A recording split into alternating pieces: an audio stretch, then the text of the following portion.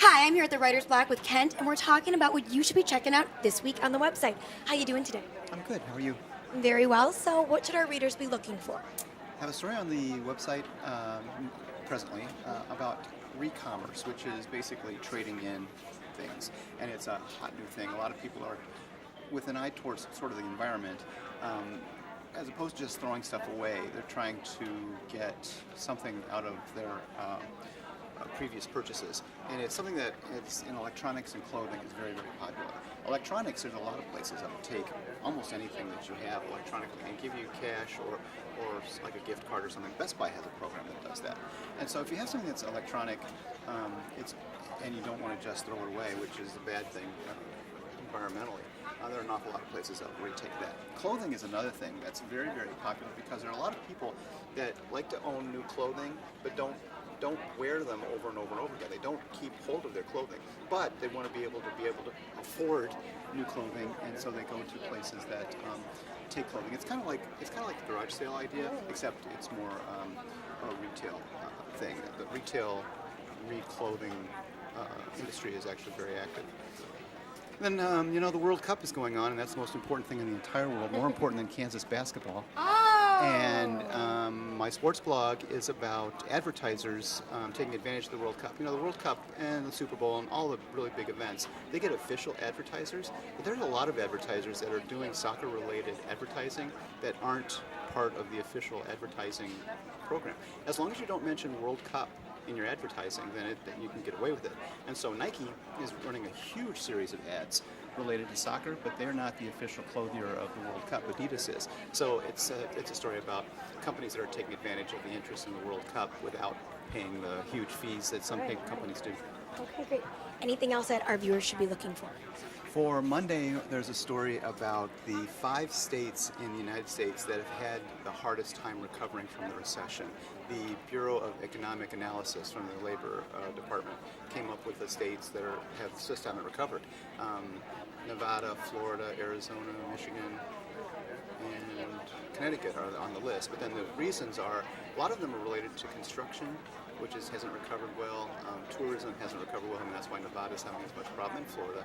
And real estate is a market that still hasn't fully recovered. So then there's also the list of the top 5 states that have recovered very well, the ones that are doing better as a result of whatever industries they're involved in. A lot of it's electronics and telecommunications. How you doing today, Donald? Well, on this beautiful day. So, what should our viewers be looking for? Well, we have a couple of stories on the site. It's graduation season is winding down, and I'm a sucker for commencement speeches. The best ones aren't just for millennial grads only, they're for any adult who might feel like they're in a rut, might feel like they're uninspired, who have lost their bliss.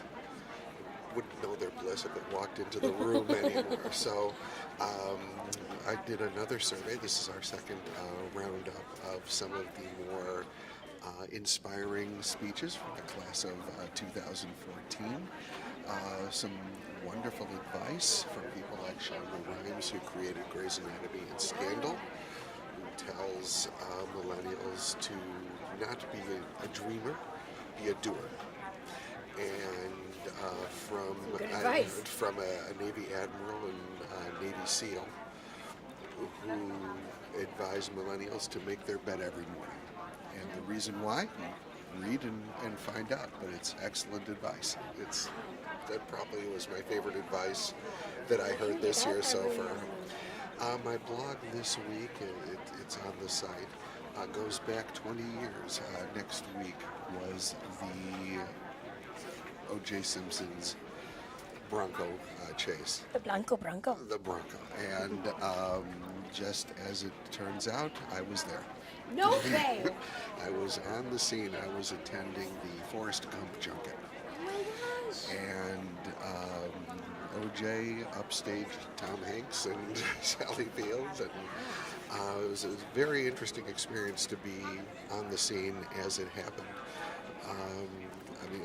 The day started off, they were taking us on a bus to Paramount Studios to see the movie, and the bus driver was hunched over listening to a radio. I thought he was listening to the Dodgers game, and I asked him what the score was, and he said, No one can find OJ. They think he killed himself.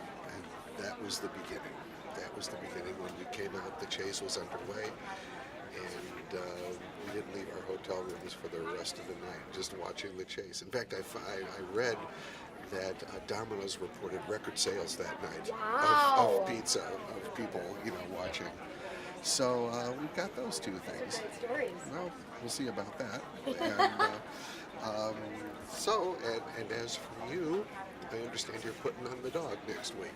Yes, I am. So this coming Monday on my fashion blog, we're going to be talking about dog summer fashion. So we follow my sister's dog, Daisy, and we sort of get an idea of what you're going to need this summer for some dog fashion.